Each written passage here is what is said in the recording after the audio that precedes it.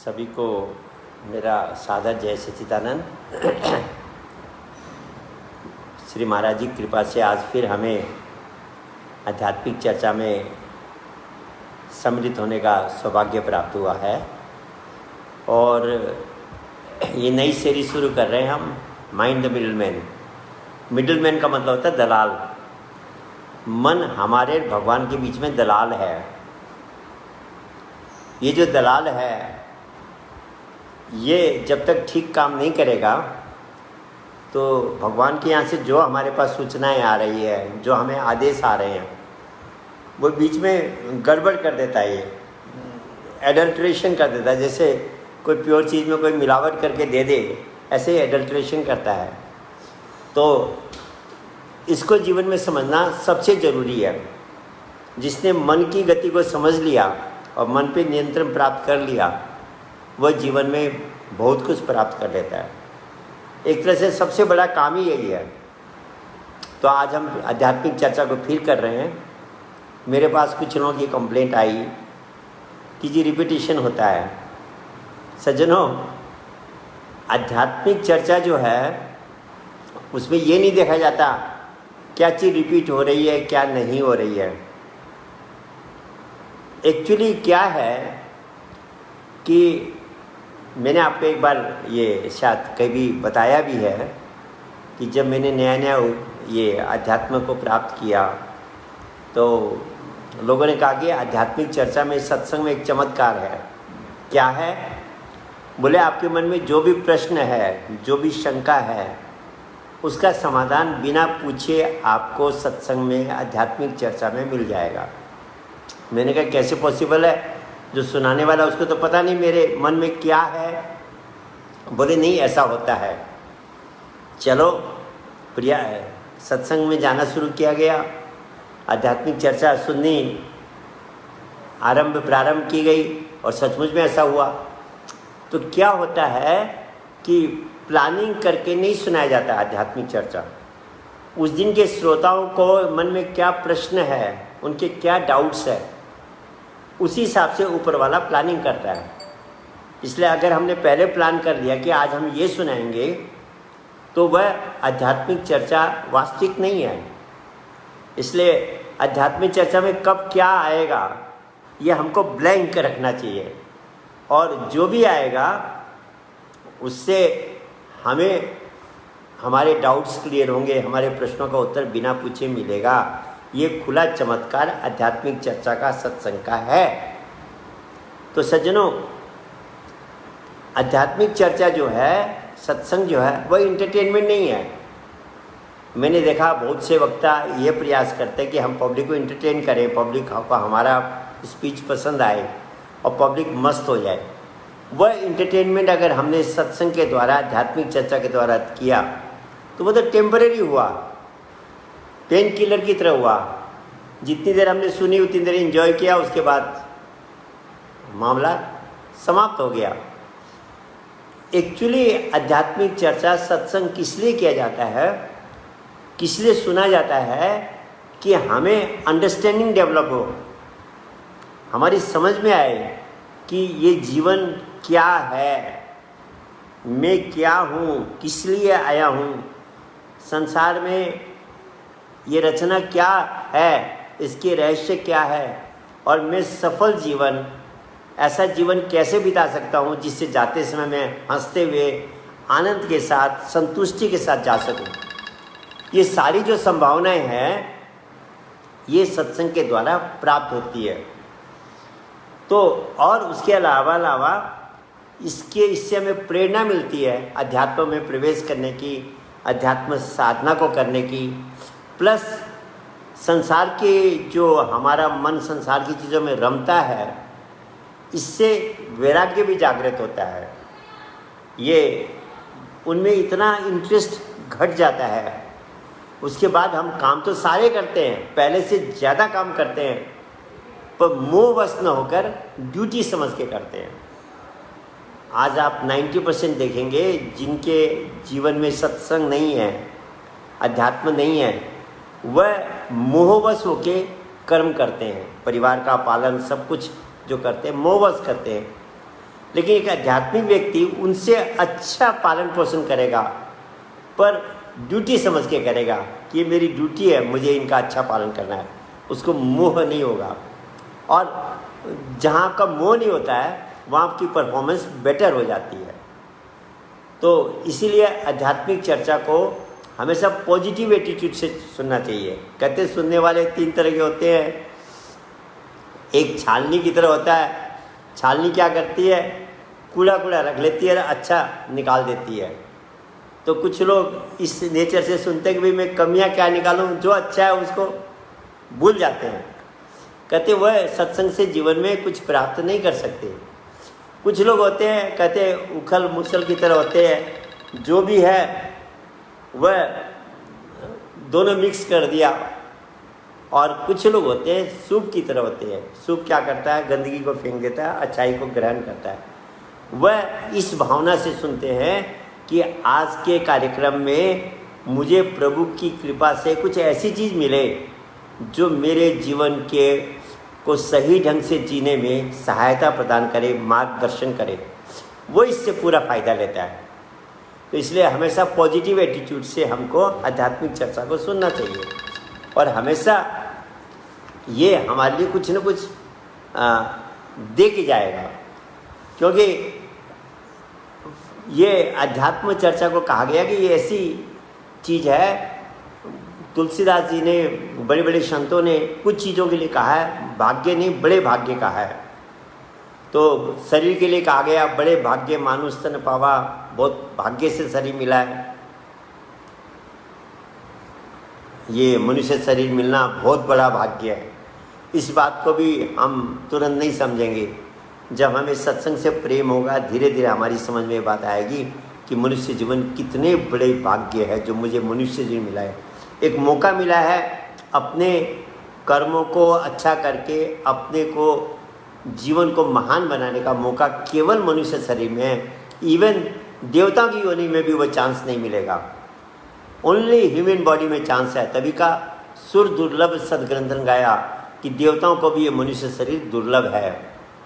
तो कहा बड़े भाग्य मानुष तन पावा, पहला बड़ा भाग्य मनुष्य शरीर मिलना है।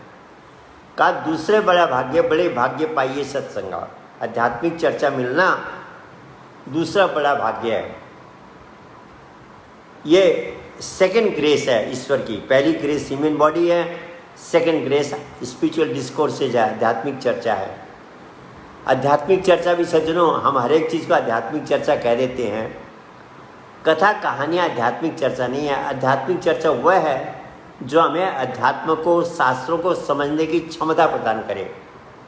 तभी कहा I will give you the understanding to understand the scriptures. Understanding develop होती है, शीशे की तरह धीरे धीरे साफ हो जाता है कि वास्तव में क्या है जीवन, अध्यात्म क्या है, ईश्वर क्या है, मैं क्या हूँ। सब चीज़ें उसको, सारे आंसर्स उसको प्राप्त हो जाते हैं। तो वह है आध्यात्मिक चर्चा। हमने महाभारत देख ली, रामायण देख ली, अच्छी बात है, उससे हमें कितनी शिक्षाएं मिलती है, पर अंडरस्टैंडिंग बहुत सी बातों की। अब जैसे भगवान क्या है, उसका नाम क्या है, आज लोग भ्रमित है कि अनेक रास्ते में किस रास्ते से जाना है। वह एक जो रास्ता है जिसको सारे संतों ने, सारे महापुरुषों ने अपनाया, वह रास्ता क्या है ये भी समझ धीरे धीरे आध्यात्मिक चर्चा से आती है। और जब समझ आएगी तो आश्चर्य लगेगा कि इतना सरल है अध्यात्म। तो लोग सोचते हैं अध्यात्म बहुत कॉम्प्लिकेटेड है, नहीं है सज्जनों। सिखाने वाले पे बहुत बड़ा निर्भर करता है। तो कहा दूसरी कृपा आध्यात्मिक चर्चा की है, शास्त्रों की है, सत्संग की है, कहा बड़े भाग्य पाइए सत्संगा। तीसरी कृपा कहते हैं स्पिरिचुअल मास्टर की होती है। तभी कहा भाग्य बड़े सदगुरु में पायो, कि मुझे रियल स्पिरिचुअल मास्टर मिल गया। सज्जनों, यह भी बहुत कॉम्प्लिकेटेड बात है। रियल स्पिरिचुअल मास्टर को पहचानने में बहुत सावधानी बरतनी होती है। इतना कॉम्प्लिकेटेड है आज के समय में। तो मैं देखता हूँ सचमुच में रियल स्पिरिचुअल मास्टर को पहचानना अपने आप में बहुत बड़ी उपलब्धि है, बहुत ही बड़ी उपलब्धि है। क्योंकि इतनी शोमैनशिप है, इतने ड्रामे हैं अध्यात्म के नाम पे इतना कुछ है कि व्यक्ति कंफ्यूज हो जाएगा, वो सत्य को असत्य मान बैठेगा, असत्य को सत्य मान बैठेगा। और इस युग में सबसे ज़्यादा संभावना ये है कि हम गलत को सत्य मान बैठे, सत्य को गलत मान बैठे।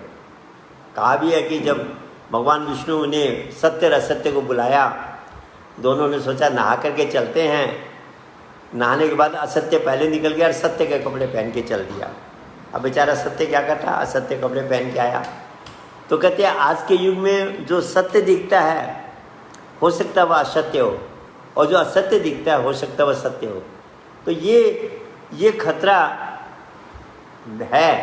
इसलिए जल्दी से किसी को एक्सेप्ट नहीं करना चाहिए।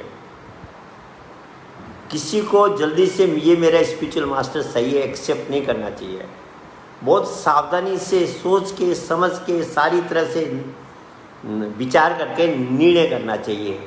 नहीं तो ये बहुत बड़ा जीवन में अगर हम धोखा खा गए तो एक जन्म क्या 84 कई जन्मों तक ये समस्या हमें बने रहेगी।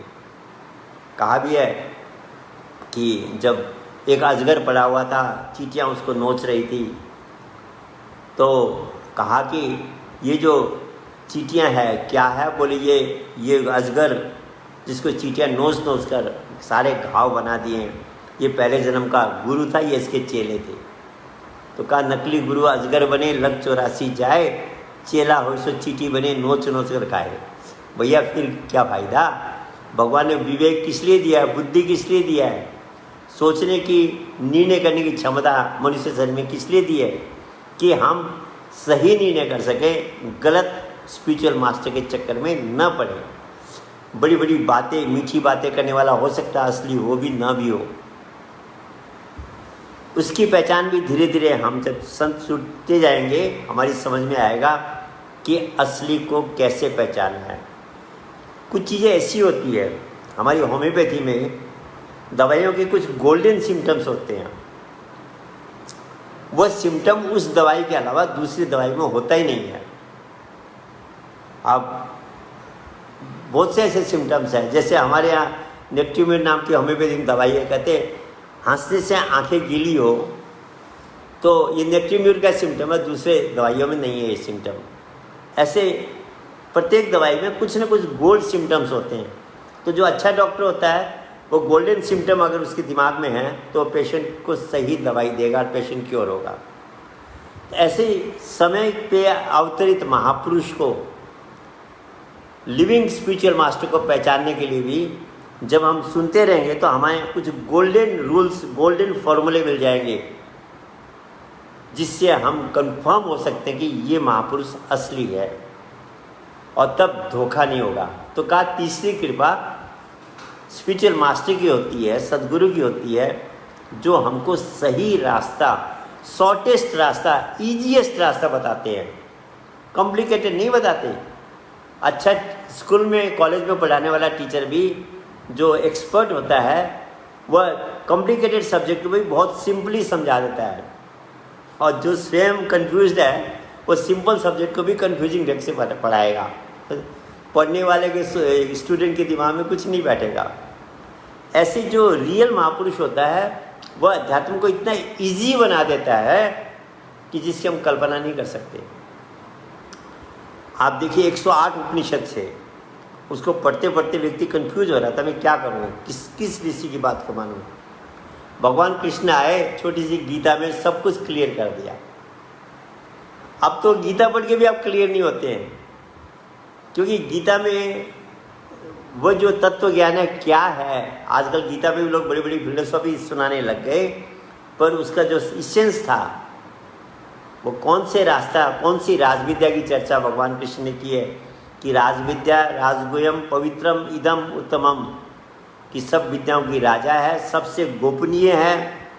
गोपनीय का मतलब मेटाफिजिकल है, गोपनीय का मतलब ऐसे नहीं निकलता है। राजगुह्यम का मतलब होता है मेटाफिजिकल, परा भौतिक है, ये पवित्र है, वो सबसे श्रेष्ठ है, तुरंत फल देने वाली है और करने में अति सरल है।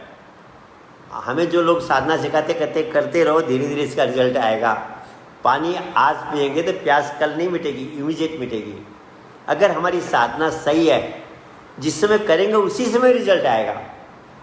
तभी कहा प्रत्यक्षावगम, प्रत्यक्ष फल देने वाली है और करने में अति सुगम है, कॉम्प्लिकेटेड नहीं है, डिफिकल्ट नहीं है। पर वह विद्या को गीता के विद्वान बहुत मिलेंगे, पर हम कहेंगे कि ये श्लोक में जो लिखी है वह विद्या मुझे सिखा दो, तो सज्जनों समस्या पैदा हो जाएगी। पर जो इसका एक्सपर्ट है, जो समय का महापुरुष है, वो सचमुच में उसको सिखा देगा, क्योंकि वही विद्या सब विद्याओं की राजा है। जब श्वेत केतु के पिता उद्दालक ने श्वेत केतु को पढ़ने के लिए भेजा आपके वहाँ पर बनारस में, जब पढ़ करके आया तो उसने बहुत सी विद्या सीख ली, अच्छा लेक्चर देने लगा, शहर में उसकी वाई होने लगी। तो उसने सोचा मेरा पिता तो अनपढ़ है, पिता को प्रणाम करना छोड़ दिया। पिता ने देखा कि जब व्यक्ति में ज्ञान पैदा होता है तो फल जिस पे ज़्यादा लगते हैं झुकता है। हम्बलनेस ज्ञानी की पहचान है, वो जितना ज्ञानी होगा उतना ही हम्बल होगा। अगर ईगो डेवलप हो रही है तो दिखावटी है, वह एक्चुअल ज्ञानी नहीं है। तो कहा एक दिन बुलाया, बोला बेटा तेने सारी विद्या सीख ली? बोला हाँ पिताजी सब कुछ सीख लिया। बोले तेने वो विद्या भी सीखी जो सब विद्या की राजा है, जिसके जानने के बाद कुछ जानना बाकी नहीं रहता है? बोले ऐसी तो कोई विद्या पढ़ाई नहीं हमारे प्रोफेसर्स ने, आचार्यों ने। बोला भैया फिर तो तुम्हारा अधूरा रह गया, जा ये विद्या और सीख के आओ। वो गए वापिस, उद्दालक का लड़का श्वेत केतु बनारस पहुंचा। आचार्य प्रोफेसर्स ने कहा भैया फिर क्यों आ गए, हमने सब कुछ सिखा दिया तुमको। बोला नहीं, पिताजी ने भेजा कि ऐसी विद्या भी है जिसको सीखने के बाद कुछ सीखना बाकी नहीं रहता है, जो सब विद्याओं की राजा है, राज विद्या है। वहाँ हंसने लगे, बोले अरे वो तो मेटाफिजिकल नॉलेज है, अध्यात्म विद्या है, जो भाषा से परे है, शास्त्रों से परे है, वाणी से परे है, इंद्रियों से परे है, ब्रेन से भी परे है, मस्तिष्क से भी परे है। वो विद्या किताबों में हम नहीं पढ़ा सकते। उसका ज्ञाता समय का महा तत्वदर्शी सदगुरु तुम्हारे पिताजी हैं, वही इस विद्या को सिखा सकते हैं, जिसको सीखने के बाद कुछ भी जानना बाकी नहीं रहता है, क्योंकि वह सब कॉन्शियस माइंड को डेवलप करती है। आपको पता हो ये साइकोलॉजी में दो तरह के माइंड की चर्चा होती है, कॉन्शियस माइंड और सब कॉन्शियस माइंड। दोनों क्या है? माइंड तो हो गया मन, अब चेतन मन और अवचेतन मन। ये क्या है? जब हमारा माइंड, दिमाग के आपको पता है दो हिस्से हैं, मस्तिष्क अलग है सज्जनों, मन अलग है। मस्तिष्क के दो हिस्से हैं, बायां और दाहिना। जब हमारा मन बाएं मस्तिष्क से जुड़ा रहता है उस स्थिति को कॉन्शियस माइंड कहते हैं, जिसमें लॉजिक है, एनालिसिस है, तर्क है, भाषा है, ये जितने भी शास्त्रों की बातें हैं, सावधानी बरतना है, निर्णय करना है, ये सारे गुण उसके अंदर है, कॉन्शियस माइंड के अंदर। परंतु जब ये मन साधना में आरूढ़ होकर दाहिने ब्रेन से जुड़ता है, ब्रेन के मस्तिष्क के दाहिने भाग से जुड़ता है, तो उसको कहा गया सब कॉन्शियस माइंड। फिर उसमें विचित्र शक्तियाँ आती है, ईश्वरीय प्रेरणा आती है, इंट्यूशंस आते हैं, क्रिएटिविटी आती है, अनसुलझी हुई पहेलियों का आंसर मिलता है, समस्याएं हल होती है। ये सारे स्पेशल क्वालिटीज़ सब कॉन्शियस माइंड में है। मतलब जब हमारा मन बाएं मस्तिष्क के हटकर दाहिने मस्तिष्क में जाता है, मस्तिष्क के दाहिने भाग में जाता है, जिसको हम इंग्लिश में राइट हेमिस्फीयर कहते हैं, तब ये सब कॉन्शियस माइंड कहलाता है। तो कॉन्शियस माइंड का तो हम सब अनुभव करते हैं, सब कॉन्शियस माइंड का कोई कोई अनुभव करता है। उसको कैसे अनुभव किया जाएगा, उसके लिए क्या प्रोसेस है, धीरे धीरे हम इसको सीखेंगे। तो मैं कह रहा था, उन्होंने कहा भाई इसको सिखाने वाले, इस विद्या को सिखाने वाले तुम्हारे पिताजी हैं। वापिस आता है, अपने पिता उद्दालक को प्रणाम करता है, क्योंकि सज्जनों सदगुरु घर में भी हो सकता है, बाहर भी हो सकता है, जरूरी नहीं घर का आदमी नहीं होगा। तो तब उस आत्मविद्या को प्राप्त करता है, तब उसको पता लगता है कि ये सब विद्याओं की राजा है। ये जो मेटाफिजिकल नॉलेज है, जो बुद्धि से, इंद्रियों से परे है, सज्जनों, इसको सिखाने वाला गुरु भी बहुत रेयर होता है, दुर्लभ होता है। आप नो, अभी तक जितने भी लोगों से आपका संपर्क हुआ होगा, 99.9% ने आपको वह बात सिखाई जो भाषा से सिखाई जा सकती है। मेटाफिजिकल की बात हर एक करेगा ही नहीं, क्योंकि जहाँ भाषा नहीं, जहाँ इंद्रियों की पहुँच नहीं, जहाँ बुद्धि का काम नहीं, वो कैसे सिखाएगा? उसको तो वही सिखा सकता है जो उस कला में निपुण है, जो तत्वदर्शी महापुरुष है। तो कहें तीसरी कृपा उसकी होती है, इसलिए कहा भाग्य बड़े सदगुरु में पायो, मन की दुविधा दूर न साई, बाहर ढूंढ फिरा में जिसको सो वस्तु घट भीतर पाई। मेरे अंदर थी, बाहर ढूंढने की जरूरत नहीं है, पर पता नहीं था, उन्होंने दिखा दी कि तुम्हारे अंदर ये चीज़ है, अब तुम इससे कांटेक्ट करो, दोस्ती करो। कहा चौथी कृपा अपनी है। डॉक्टर ने बहुत अच्छी, हमें सही अस्पताल में पहुंच गए, डॉक्टर ने सही दवाई दे दी और कहा भाई इस दवाई का सेवन करना, तुमको परहेज करना है। अब हम दवाई का सेवन न करें, परहेज न करें, तो कितनी भी सही दवाई हो, अमृत भी क्यों ना हो, वो काम कैसे करेगा? हमको वो तो करना ही, सीखना ही पड़ेगा, हमको तो वो परहेज तो करने ही पड़ेंगे, दवाई का सेवन करना ही पड़ेगा।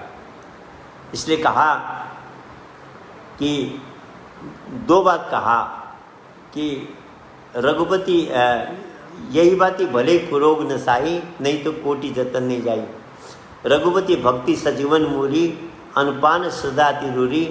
कहा कि विषयों से परहेज करना पड़ेगा, मन को विषयों की तरफ कम लगाना पड़ेगा और साधना में आरूढ़ होना पड़ेगा। साधना करना, प्रैक्टिस करना, क्योंकि कहा प्रैक्टिस ब्रिंग परफेक्शन। प्रैक्टिस करना, दवाई खाना हो गया, और सेंसेस के, इंद्रियों की जो आकर्षण है, मन इनसे लिप्त होकर के जबरदस्ती जो काम करता है, उससे धीरे धीरे मन को कंट्रोल करना है। और सज्जनों, होता है ये कंट्रोल। हमारे अंदर धारणा, निश्चयात्मक बुद्धि होनी जरूरी है। जब हम आध्यात्मिक चर्चा सुनेंगे तो धीरे धीरे हमारे अंदर एक संकल्प बनेगा, एक धारणा बनेगी कि मैंने मन को जीतना है। ये जो दलाल है मेरे और भगवान के बीच में, इसकी वास्तविकता को समझना है, इसकी वे ऑफ वर्किंग को समझना है, और तब मैंने इस पर विजय प्राप्त करने का फॉर्मूला ढूंढ करके विजय प्राप्त करनी है। अब जैसे इस समय कोरोना चल रहा है, तो लोग पहले कोरोना को अंडरस्टैंड कर रहे हैं। जो साइंटिस्ट है अपनी प्रयोगशाला में, ये है क्या है, कैसी प्रोटीन है, कैसे इसके ऊपर फैट जमा हुआ है, चर्बी लगी हुई है, ये कैसे फंक्शन करता है। जब उसकी फंक्शनिंग, उसकी सारी प्रॉपर्टीज समझ लेंगे, तब वो दवाई निकाल पाएंगे जो इसको समाप्त करेगी, जो इससे रक्षा करेगी। तो पहले उसकी प्रॉपर्टी समझनी पड़ती है। ऐसे आध्यात्मिक चर्चा में धीरे धीरे हम मन की प्रॉपर्टी समझेंगे। मन क्या है, क्यों बनाया गया, इसके फंक्शंस क्या है, ये कैसे काम करता है, इंद्रियां कैसे कनेक्ट होके कैसे ये हमको भ्रमित करता है, कैसे इसके चक्कर में पड़ के हम अपने आप को, मन को ही मैं समझने लग जाते कि मैं मन ही में हूँ, जबकि मैं अलग हूँ और मन अलग है। शुरू में इसी बात को समझने में समय लग जाता है कि आत्मा और मन अलग अलग है। आत्मा केवल करंट दे रहा है, उसकी शक्ति से मन, बुद्धि, इंद्रियां, सब शरीर सारा चलायमान हो रहा है। तो ये जो चलायमान मन है, मन के कारण हमारी बुद्धि काम कर रही है कनेक्ट हो करके, ये सब सेकेंडरी है। इसको करंट देने वाला आत्मा है। मैं आत्मा हूँ, शरीर नहीं हूँ, बुद्धि नहीं हूँ, मन नहीं हूँ, इंद्रियां नहीं हूँ। ये बात धीरे धीरे समझ में आती है। ये पहली क्लास है कि हमको ये समझ में आ जाए मैं अलग हूँ और मन अलग है। उस एंगल से जब आप मन को स्टडी करना शुरू करेंगे, तब दिन भर में जो विचार उठते हैं, आपको धीरे धीरे हमें समझ में आएगा ये तो मेरा मन कह रहा है। और ये मन क्या करता है? ब्रेन को एक्टिवेट करके ब्रेन के द्वारा इच्छा प्रकट करता है। ये दो के कॉम्बिनेशन से ये सारे काम हो रहे हैं। क्योंकि मन अगर ब्रेन में नहीं जाएगा तो ब्रेन की वो जो ग्रे मैटर की ट्रिगरिंग नहीं होगी, उसकी जो कोशिकाएं हैं वह सक्रिय नहीं होगी। क्योंकि चेतना जो आती है वो मन के थ्रू आती है। जैसे वायर के थ्रू करंट आता है, और जब तक आप वायर को टच नहीं करोगे किसी से, उसमें करंट पास नहीं होगा। ऐसे जो आत्मा चेतना का जो करंट है वो मन के थ्रू इंद्रियों में और हमारे मस्तिष्क में जाता है। फ्लो को कनेक्ट करने वाला, फ्लो को पहुंचाने वाला मन है। अब ये अगर ठीक से फ्लो नहीं पहुंचाएगा, ये ठीक से काम नहीं करेगा तो सब कुछ गड़बड़ हो जाएगा। और हम इसी को बांध के बैठ जाएंगे कि यही मन ही मेरा सब कुछ है, तो ये तो बहुत बड़ा धोखा हो जाएगा। और ये धोखा बाद में पछताना पड़ता है। इसलिए सज्जनों, मन की वास्तविकता को धीरे धीरे हमने समझना है। कहते हैं मन लोभी, मन लालची, मन चंचल चित चोर, मन के मते ने चालिए पलक पलक भय और। ये मन के स्वभाव, उसकी डिजायर चेंज होती रहती है। क्या स्थिति है मन की? आपके अंदर एक इच्छा है कि भाई मेरा घर बन जाए। घर बन गया, उसके लिए आपने बहुत मेहनत की। जब घर बन जाता है तो मन उससे संतुष्ट नहीं होता है, फिर दूसरी इच्छा करता है कि मेरा प्रमोशन हो जाए। मेहनत किया, प्रमोशन हो गया, या कोई एग्ज़ाम पास किया, वो हो गया। उसके बाद फिर ये उससे वो संतुष्ट नहीं होता, तब तक तीसरी इच्छा डेवलप करता है। ऐसे ये इच्छाएं इन्फिनिट है। और अगर आप इन इच्छाओं को पूरा करने में मेहनत करते रहे, अंतिम समय कहेगा यार अब तो मैं पछता रहा हूँ, मेरी इच्छाएं अभी भी रह गई। और यही भर्तृहरि ने कहा, भोगो न भुक्ता वैमेव भुक्ता, कालो न याता वैमेव याता, तपो न तपता वैमेव तपता, तृष्णा ने जीर्णम वैमेव जीर्णम। कि मैंने सोचा मैंने समय बिताया, समय ने मुझे बिता दिया। मैंने सोचा मैंने भोग भोगे, भोगों ने मुझे भोग डाला। मैंने सोचा मैंने बहुत कुछ तप और परिश्रम किया, परिश्रम ने मुझे तपा डाला।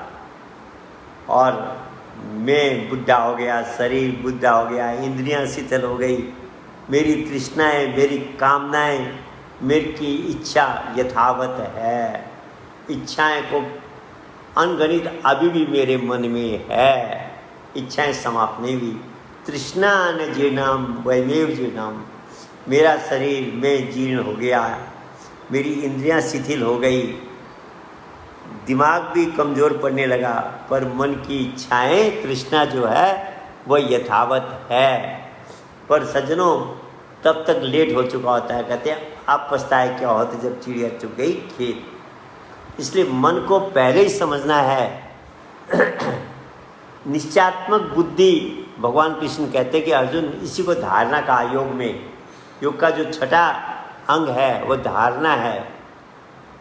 5 तक तो आपका भौतिक चीज़, शरीर को लेके और चीज़ों को लेके आपकी फॉर्मेलिटीज़ है, नियम कानून है।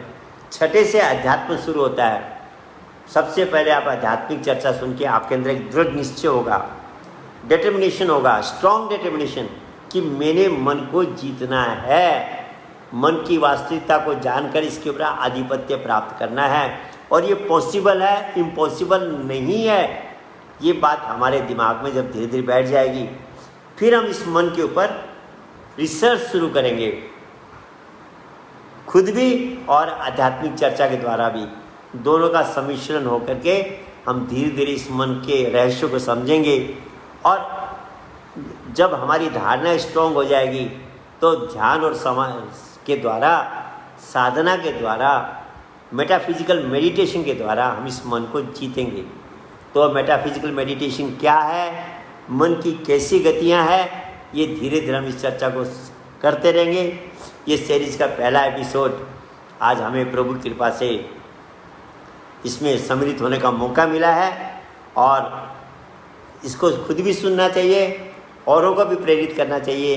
तभी कहा आप जपे औरों को जपावे, नानक निश्चय मुक्ति पावे। गारंटीड वह व्यक्ति का जीवन सफल होगा। धन्यवाद सबको, मेरा नमस्कार।